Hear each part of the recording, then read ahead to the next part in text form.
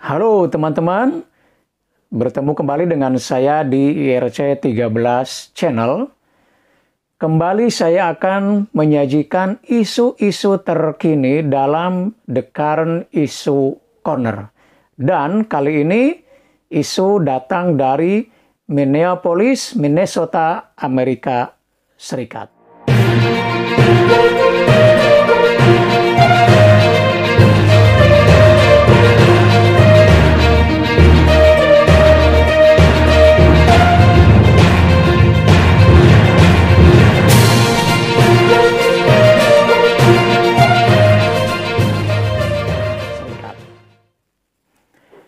Seperti diketahui dan diberitakan di berbagai media bahwa ada salah seorang warga Amerika Serikat, keturunan kulit hitam, Afro-Amerika, bernama George Floyd, pada akhirnya meninggal dunia setelah sebelumnya dia ditangkap oleh 4 orang polisi, diborgol, dijatuhkan ke tanah, dan salah seorang dari polisi tersebut yang bernama Derek Chauvin menekan lehernya dengan lutut sehingga membuat Floyd tidak bisa bernafas. Floyd sempat memohon-mohon kepada Derek untuk tidak menekan lehernya dengan lutut. Floyd bilang, "Tolong lepaskan, saya tidak bisa bernafas." Tapi ternyata Derek tidak melepaskannya, lututnya tetap menekan leher Floyd. Sehingga kemudian Floyd tidak bisa bergerak. Dan ketika kemudian dibawa ke rumah sakit, Floyd dinyatakan telah meninggal dunia. Tentu saja kematian George Floyd itu memicu kemarahan besar di kalangan warga negara Amerika Serikat.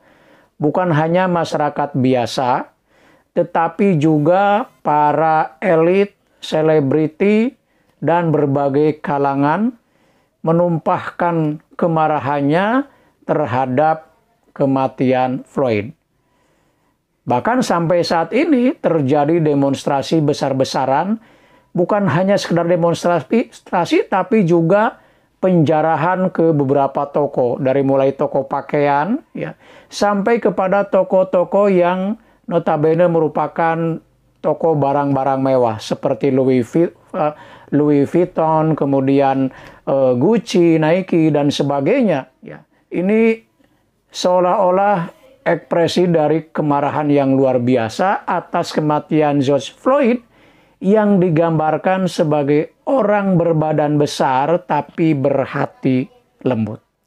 Nah, pertanyaannya adalah, apakah kematian dari George Floyd ini merupakan korban dari kebrutalan seorang polisi bernama Derek Chauvin, karena ternyata juga dia punya track record yang mendukung, beberapa kali juga melakukan kekerasan juga terhadap warga yang kemudian ditangkapnya, jadi bukan hanya Floyd saja. Ataukah ini ada persoalan yang lebih besar, yaitu rasialisme? Jika ini yang terjadi, ini semakin menegaskan bahwa persoalan rasialisme di Amerika Serikat sendiri, yang sebenarnya merupakan kampiun demokrasi, disebut-sebut oleh berbagai kalangan sebagai negara demokrasi, tapi ternyata persoalan rasialisme itu masih belum hilang dari negaranya. Apa yang terjadi sekarang seolah-olah membuka kembali luka lama yang kerap terjadi di Amerika Serikat.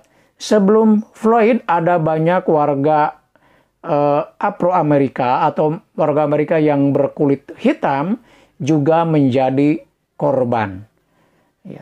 Padahal mereka adalah orang-orang sipil yang tidak bersenjata, tapi ternyata harus meregang nyawa.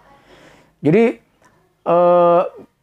ini merupakan satu persoalan yang sangat serius bahwa rasialisme di Amerika Serikat itu sampai sekarang belum selesai. Atau mungkin juga ini merupakan akumulasi dari berbagai isu.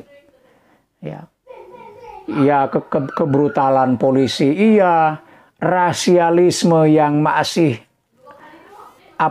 tertanam kuat di Amerika Serikat, ya, persoalan penanganan COVID. Nah, ini yang isu yang paling baru. Bisa jadi pemerintahan Trump itu juga dianggap kurang maksimal dalam penanganan COVID fund. Isu-isu yang lain, misalnya imigran. Kita tahu bahwa pemerintahan Trump ini kebijakannya membatasi betul imigran ya. Dan mungkin ada isu-isu yang lain bisa berakumulasi. Yang jelas bahwa kematian George Floyd sebagai warga negara biasa itu merupakan sebuah tindakan yang tidak dibenarkan dengan alasan apapun. Bahwa dia dianggap melakukan kejahatan, ya cukup ditindak sesuai dengan porsinya. Polisi menangkap tanpa harus membunuhnya, tanpa harus berbuat kekerasan yang tidak diperlukan. Cukup ditangkap, lalu diproses. Itulah mekanisme di negara demokrasi, seharusnya itu yang dikedepankan oleh polisi. Jadi terlepas dari berbagai isu-isu yang lain yang menyertai kasus ini, bahwa tindakan terhadap Floyd ini adalah benar-benar tidak sesuai dengan mekanisme yang seharusnya. Demikian, mudah-mudahan ada manfaatnya. Sampai bertemu kembali di video berikutnya. Tetap semangat.